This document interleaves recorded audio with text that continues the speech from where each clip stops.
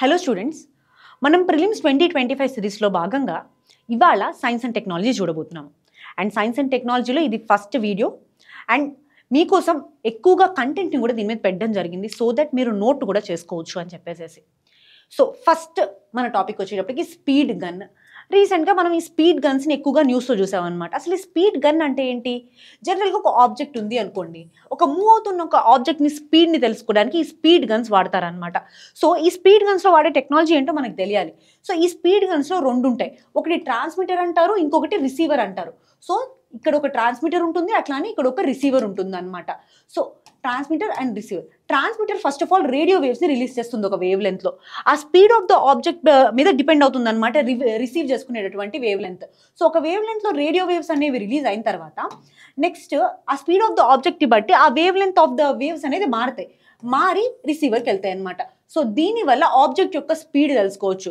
So ఎక్కువ ఎక్కడ చూడొచ్చు అంటే ట్రాఫిక్ స్పీడ్ వైలేషన్స్ ఉంటాయి కదా, ఆ వైలేషన్స్లో మనం ఈ కైండ్ ఆఫ్ టెక్నాలజీని ఎక్కువగా చూడొచ్చు. సో ఇదే స్పీడ్ గన్. స్పీడ్ గన్లో ఏం వాడతారు? రేడియో వేవ్స్ వాడతారు. సో ఈ విషయం గుర్తుపెట్టుకోండి మీరు. అండ్ ఇంకా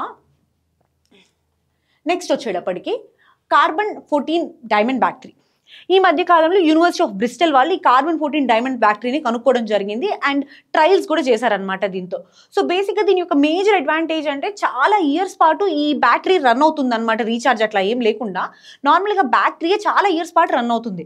సో ఇలా చాలా ఇయర్స్ పాటు ఒక బ్యాటరీ రన్ అవ్వాలి అంటే వాళ్ళు ఏం చేసి ఉంటారు? సో కార్బన్ 14 అని చెప్తున్నాం కదా, కార్బన్ 14 ఐసోటోప్ ఒక రేడియో డికేని యూజ్ చేసుకొని వాళ్ళు ఈ బ్యాటరీని పవర్ చేస్తున్నారనమాట. సో అందుకని చాలా ఇయర్స్ పాటు రన్ అవుతుంది. సో ఇక్కడ మనం చూసుకున్నట్టయితే ఇక్కడ ఆర్టిఫిషియల్ డైమండ్ ఉంటుంది, డైమండ్ ఎన్కేసింగ్ లోపల కార్బన్ 14 చిప్ అనేది ఉంటుంది అనమాట. సో దీనివల్ల ఏమవుతుంది అంటే నార్మల్గా ఏదైతే ఎనర్జీ ఉంటుందో అది బయటికి వెళ్ళకుండా అండ్ లీకేజెస్ లేకుండా ఉంటుంది అనమాట ఈ డైమండ్ ఎన్క్యాప్సులేషన్ వల్ల. సో దీని యొక్క అప్లికేషన్స్ ఏంటి? ఒక బ్యాటరీ చాలా లాంగ్ టైం రన్ అవుతుంది అంటే దాని అప్లికేషన్స్ ఏముండొచ్చు? స్పేస్లో మనం వాడొచ్చు, దాంతోపాటు RFID ట్యాగ్స్లో వాడొచ్చు, ఇంకా మెడికల్ డివైజెస్ ఫర్ ఎగ్జాంపుల్ హార్ట్లో పేస్ మేకర్స్ వేస్తాం కదా, సో ఇలాంటి పేస్ మేకర్స్కి వాడొచ్చు, లేదా auditory devices, ocular devices. So ఏ డివైజెస్కైనా ఎక్కువ కాలం అంటే చిన్న చిన్న డివైజెస్లో ఎక్కువ కాలం బ్యాటరీ వచ్చేటట్టుగా వాడుకోవచ్చు అనమాట. ఇవి అప్లికేషన్స్. నెక్స్ట్ చూసుకున్నట్టయితే India's hyper loop project. So ఈ హైపర్ లూప్ చాలా ఇయర్స్ నుంచి మనం వింటూనే ఉన్నాం, కానీ ఇంకా న్యూస్లో ఎందుకు ఉంది అంటే రీసెంట్గా మనకి IIT మెడ్రాస్ వాళ్ళు ఈ ట్రయల్ రన్ అనేది వేశారనమాట హైపర్ లూప్కి. సో 2013 ఆ టైం నుంచి ఎలాన్ మస్క్ వల్ల ఈ హైపర్ లూప్ అనే కాన్సెప్ట్ చాలా ఎక్కువ ఫేమస్ అయింది. తర్వాత వర్జిన్ గెలాక్టిక్ ఇలాంటి కంపెనీస్ కూడా చాలా హైపర్ లూప్ మీద ఇన్వెస్ట్ చేశాయి. సో ఇప్పుడు హైపర్ లూప్ గురించి చూసుకున్నట్టయితే అసలు ఏంటిది? ఇది ఒక ట్రాన్స్పోర్టేషన్ మోడ్. ఇక్కడ మనం చూసుకున్నట్టయితే వాక్యూమ్లో ఉన్నటువంటి పైప్స్ ఉంటాయి అన్నమాట. ఫస్ట్ ఈ వాక్యూమ్లో ఉన్నటువంటి పైప్స్ కింద పాడ్స్ అనేవి వెళ్తూ ఉంటాయి. సో వీళ్ళు యూజ్ చేసే టెక్నాలజీ పేరే మ్యాగ్నెటిక్ లెవిటేషన్ టెక్నాలజీ అంటారనమాట. సో ఈ మ్యాగ్నెటిక్ లెవిటేషన్ వల్ల ఏమవుతుందంటే ఈ పాడ్స్ ఈ వాక్యూమ్ ఛాంబర్లో మూవ్ అవుతూ ఉంటాయి. సో దీనివల్ల ఏమవుతుంది అంటే ఫ్రిక్షన్ కూడా ఎలిమినేట్ అవుతుంది. అండ్ ఇండియా యొక్క హైపర్ లూప్ ప్రాజెక్ట్ గురించి చూసుకున్నట్టయితే ఈ ప్రాజెక్ట్ IIT మెడ్రాస్ వాళ్ళు అండ్ దాంతోపాటు ఇండియన్ రైల్వేస్ యొక్క జాయింట్ ఇనిషియేటివ్. ఓకే, ఇది ఇండియా యొక్క హైపర్ లూప్ ప్రాజెక్ట్ గురించి. నెక్స్ట్ వచ్చేటప్పటికి జెన్ కాస్ట్ AI. సో రీసెంట్గా ఒక జెన్ కాస్ట్ AI అనేది మనం న్యూస్లో చూసాం. ఎందుకని చెప్పేసి అంటే ఇది ఒక ఆర్టిఫిషియల్ ఇంటెలిజెన్స్ మోడల్. దీని యొక్క మేజర్ అడ్వాంటేజ్ ఏంటి అంటే అసలు యూసేజ్ ఏంటి అంటే వెదర్ ప్రిడిక్షన్ కోసం అని చెప్పేసి దీన్ని వాడతాం అనమాట. దీన్ని డెవలప్ చేసింది గూగుల్ వల్ల డీప్ మైండ్ వాళ్ళు. సో ఇక్కడ ఏంటి అంటే వితిన్ 8 minutes లోపల 15 daysకి కావాల్సినటువంటి వెదర్ ప్రిడిక్షన్స్ ఇది చేయగలుగుతుంది.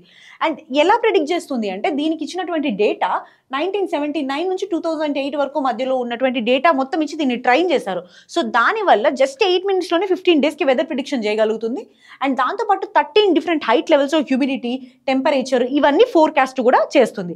ఇదే జెన్ కాస్ట్ మోడల్ అని పిలుస్తాము. ఓకే, నెక్స్ట్ ఇది విల్లో చిప్. రీసెంట్గా గూగుల్ ఒక క్వాంటమ్ చిప్ని రిలీజ్ చేసింది అనమాట. దీని పేరే విల్లో చిప్ అంటాము. సో బేసిక్గా మన నార్మల్గా క్లాసికల్ కంప్యూటర్ ఒక ప్రాబ్లమ్ని సాల్వ్ చేయడానికి కొన్ని ట్రిలియన్స్ ఆఫ్ ఇయర్స్ తీసుకుంటే ఈ విల్లో చిప్ అనేది జస్ట్ ఓన్లీ బిలో 5 minutesలో కంప్లీట్ చేసేసింది. సో అసలు క్వాంటమ్ చిప్స్ అంటే ఏంటి?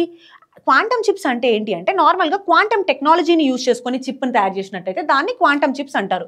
సో క్లాసికల్ కంప్యూటర్లో క్వాంటమ్ కంప్యూటర్స్లో కానీ ఏదైనా చిన్న డిఫరెన్స్ ఏంటి అంటే ఈ quantum chips.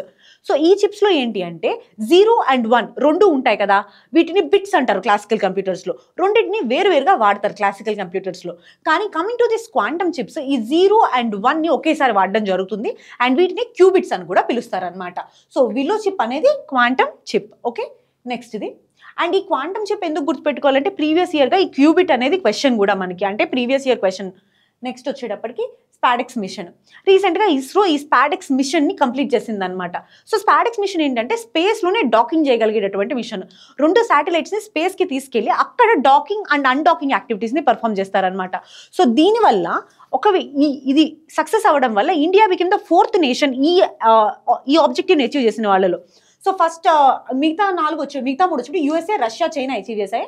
And we become the 4th nation to have this technology. స్పేస్లో డాక్ చేయడం, అన్డాక్ చేయగలిగినటువంటి టెక్నాలజీ అనమాట. ఈ స్పేడెక్స్లో 2 స్పేస్ క్రాఫ్ట్స్ ఉంటాయి. ఒకటి SDX-1 అంటారు, ఇంకోటి SDX-2 అంటారు. అదే చేజర్ అండ్ టార్గెట్. లో ఎర్త్ ఆర్బిట్లో మనం స్పేస్లో డాకింగ్ అండ్ అన్డాకింగ్ని పర్ఫామ్ చేశాము. సో ఇదే స్పాడెక్స్ మిషన్ గురించి. నెక్స్ట్ చూసుకున్నట్టయితే అనలాగ్ స్పేస్ మిషన్. రీసెంట్గా లడఖ్లో ఈ అనలాగ్ స్పేస్ మిషన్ని పెట్టడం జరిగింది. సో అనలాగ్ స్పేస్ మిషన్స్ అసలు ఎందుకు పెడతారు అంటే స్పేస్లో ఉన్నటువంటి ఎన్వైర్న్మెంట్ని కొంచెం అలా పోలినటువంటి ఎన్వైర్న్మెంట్ ఉన్నా, సో అలాంటి టెంపరేచర్స్ని స్టిమ్యులేట్ చేసేవి ఉన్నా సరే, సో అలాంటి ఏరియాస్లో ఈ అనలాగ్ స్పేస్ మిషన్స్ పెడతారనమాట. సో దీనివల్ల ఏంటి అంటే అక్కడ చేసేటటువంటి ఎక్స్పెరిమెంట్స్ ఏవైతే ఉంటాయో ఆ ఎక్స్పెరిమెంట్స్ని అండ్ అక్కడ చేసేటటువంటి ఏదైనా సరే ఇక్కడ చేసుకునే అవకాశం ఉంటుందన్నమాట. మ్యాక్సిమం చేసుకునేటటువంటి అవకాశం ఉంటుంది. అందుకని ఈ అనలాగ్ స్పేస్ మిషన్స్ని పెడతారు. సో ఇండియాలో ఎక్కడ పెట్టారు? లడఖ్లో పెట్టారు. అండ్ అదే మన ఇండియానే కాకుండా వేరే కంట్రీస్ కూడా చాలా అనలాగ్ స్పేస్ మిషన్స్ ఉన్నాయి. ఫర్ ఎగ్జాంపుల్ నాసాకి నీమో అని చెప్పేసి, యుఏఈకి సైరస్ ప్రోగ్రామ్ అని చెప్పేసి, ఇంకా ఆర్కిటిక్ మార్స్ అనలాగ్ సాల్వబార్డ్ ఎక్స్పెడిషన్ అని. సో ఇవన్నీ వేరే కంట్రీస్ కూడా ఈ అనలాగ్ స్పేస్ మిషన్స్ అనేవి ఉన్నాయి. Okay, next IRIS-2 programme, infrastructure for resilience, inter connectivity and security by satellites. IRIS-2 అనమాట. సో ఈ ప్రోగ్రామ్ ఎవరిది? First question. ఇది యూరోపియన్ యూనియన్ యొక్క ప్రోగ్రామ్. అండ్ ఇంకో విషయం ఏంటి అంటే యూరోపియన్ యూనియన్ తీసుకొచ్చినటువంటి 3rd ఫ్లాగ్షిప్ ప్రోగ్రామ్ అనమాట. ఫస్ట్ వచ్చి గెలీలియో కాన్స్టలేషన్ అనుకోండి ఒకటి, రెండోది వచ్చేటప్పుడు కాపర్నికస్ ప్రోగ్రామ్ కానివ్వండి, ఇది 3rd అనమాట.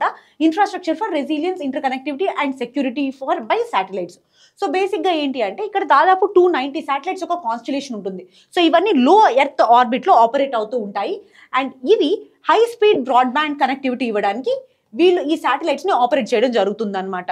సో ఇది గవర్నమెంట్కి, ఇన్స్టిట్యూషన్స్కి కానివ్వండి, ప్రైవేట్గా కానీ వాళ్ళు హై స్పీడ్ బ్రాడ్బ్యాండ్ కనెక్టివిటీని ప్రొవైడ్ చేస్తారు. ఇదే IRIS-2 ప్రోగ్రామ్ యొక్క ఆబ్జెక్టివ్. Okay, next GSAT-N2. రీసెంట్గా ఇండియా GSAT-N2 అనే శాటిలైట్ని స్పేస్ ఎక్స్ యొక్క ఫాల్కన్ 9 రాకెట్లో లాంచ్ చేయడం జరిగిందనమాట. ఇది ఇండియా ఫస్ట్ స్పేస్ ఎక్స్తో చేసినటువంటి కొలాబరేషన్, మొదటి గుర్తుపెట్టుకోవాల్సింది. అండ్ ఇక్కడ ఇంకొకటి ఏంటి అంటే ఇక్కడ దీన్ని CMS-3 అని కూడా అంటారు. ఇది ఒక కమ్యూనికేషన్ శాటిలైట్ అనమాట. ఇస్రో కింద ఉన్నటువంటి న్యూ స్పేస్ ఇండియా లిమిటెడ్లో నుంచి ఉన్నటువంటి శాటిలైట్. దీని మిషన్ లైఫ్ 14 years. దీని ఆబ్జెక్టివ్ కూడా బ్రాడ్బ్యాండ్ సర్వీసెస్ని ఎన్హాన్స్ చేయడానికి. ఓకే, అండ్ దాంతోపాటు ఇండియాతో పాటు అండమాన్ అండ్ లక్షద్వీప్ ఏరియాస్ ఉన్నాయి కదా, వీటిలో కూడా బ్రాడ్బ్యాండ్ కనెక్టివిటీని పెంచడానికి. నెక్స్ట్ వచ్చేటప్పటికి లిగ్నోసాట్. రీసెంట్గా జపాన్ స్పేస్ ఏజెన్సీ ఏం చేసింది అంటే వుడ్తో చేసినటువంటి ఒక శాటిలైట్ని పైకి పంపించడం జరిగింది. సో అసలు వుడ్తో ఎందుకు చేశారు శాటిలైట్ అంటే నార్మల్గా మనం శాటిలైట్స్ చేసినప్పుడు ఆ మెటల్స్ కానీ అవన్నీ ఎప్పుడైనా సరే శాటిలైట్ దాని యొక్క ఫంక్షనింగ్ అయిపోతుందో అవన్నీ స్పేస్లోనే ఉండిపోతాయి. సో దానివల్ల స్పేస్ డెబ్రిస్ అని చెప్పేసి, కెల్సర్ సిండ్రోమ్ అని చెప్పేసి ఇవన్నీ పెరిగిపోతున్నాయి అనమాట. అండ్ ఈ స్పేస్ డెబ్రిస్ అనేది ఎక్కువగా ఉంటే ఒకవేళ స్పేస్లో ఫర్దర్గా మనకి ఆపరేషన్లో ఉన్నటువంటి శాటిలైట్స్తో కొలైడ్ అయ్యే అవకాశం, ఆ శాటిలైట్స్ పాడయ్యే అవకాశం కూడా ఉంటుంది. సో అది చాలా పెద్ద ప్రాబ్లం. సో దాన్ని ఓవర్కమ్ చేయడానికి వీళ్ళు ఈ వుడెన్ శాటిలైట్ అనే కాన్సెప్ట్తో వచ్చారనమాట. సో ఇందులో ఏంటంటే శాటిలైట్ని వుడ్తో తయారు చేస్తారు. అండ్ ఎప్పుడైతే శాటిలైట్ యొక్క లైఫ్ సైకిల్ అయిపోతుందో అది ఎర్త్ అట్మాస్ఫియర్లోకి వస్తున్నప్పుడు ఆ హీట్కి ఇది నార్మల్గానే కాలిపోతుంది అనమాట.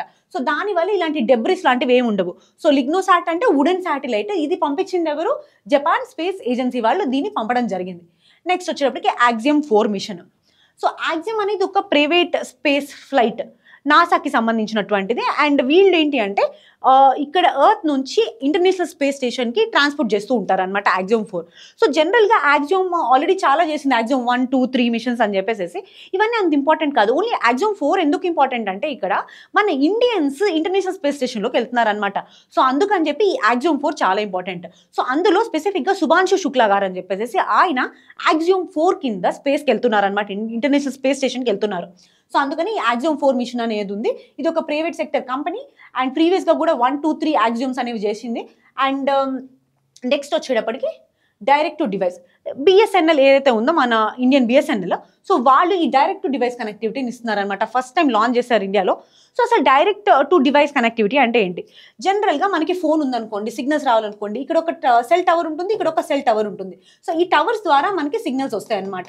So direct to device connectivity అంటే ఏంటి? శాటిలైట్ ద్వారా నీకు డైరెక్ట్గా కనెక్టివిటీ ఉండడాన్ని మనం ఈ డైరెక్ట్ టు డివైస్ కనెక్టివిటీ అంటాము. సో బిఎస్ఎన్ఎల్ మొదటిసారిగా ఈ డైరెక్ట్ టు డివైస్ కనెక్టివిటీని ఇండియాలో లాంచ్ చేసింది. అండ్ దీన్నే నాన్ టెరెస్ట్రియల్ నెట్వర్క్ టెక్నాలజీ అంటాము. ఏమంటాము? నాన్ టెరెస్ట్రియల్ నెట్వర్క్ టెక్నాలజీ ఉంటుంది అనమాట. సో దీనివల్ల కాల్ జంపింగ్ లాంటివి అలాంటివి వచ్చే అవకాశం కూడా తగ్గుతుంది. నెక్స్ట్ వచ్చేటప్పటికి ఎస్ఎస్ఐ మంత్ర. సో ఈ మధ్య కాలంలో మనం చూసింది ఏంటి అంటే ఇండియా ఇండిజినియస్గా ఒక సర్జికల్ రోబోట్ని తయారు చేసింది. అదే ఎస్ఎస్ఐ మంత్ర అంటారనమాట. సో బేసిక్గా ఈ ఎస్ఎస్ఐ మంత్ర వరల్డ్లోనే ఫస్ట్ టైం రోబోటిక్ కార్డియాక్ టెలి సర్జరీస్ని పర్ఫామ్ చేసింది. అండ్ దీని లేటెన్సీ వచ్చి ఓన్లీ 40 milliseconds. అసలు లేటెన్సీ అంటే అసలు నార్మల్గా సర్జరీ ఎలా చేస్తారు రోబోటిక్గా అని చూసుకుంటే, సో ఒక డాక్టర్ పర్యవేక్షణలోనే జరుగుతుంది ఇది కూడా. కానీ డాక్టర్ ఒక ప్లేస్లో ఉంటారు అండ్ సర్జరీ ఇంకో ప్లేస్లో ఉంటుంది అనమాట. So high speed data connectivity ద్వారా సో ఆ రోబోట్స్ ఈ సర్జరీని పర్ఫామ్ చేస్తూ ఉంటాయి అండర్ డాక్టర్ సూపర్విజన్. కాకపోతే వేరే వేరే ప్లేస్లో ఉంటారు అండ్ మానిటర్ చేస్తూ ఉంటారు అనమాట. వాళ్ళ మానిటరింగ్ కిందే సర్జరీ జరుగుతుంది.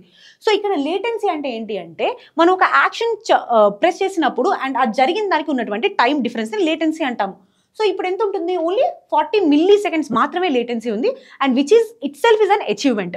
అండ్ ఇంకో విషయం, ఈ ఎస్ఎస్ఐ మంత్ర గురించి చూసుకున్నట్టయితే వరల్డ్లోనే అసలు సర్జికల్గా రోబోట్స్లో ఈ టెలి సర్జరీస్ చేసేటటువంటి రోబోట్స్ రికగ్నైజేషన్ వచ్చినటువంటి రోబోట్ అనమాట.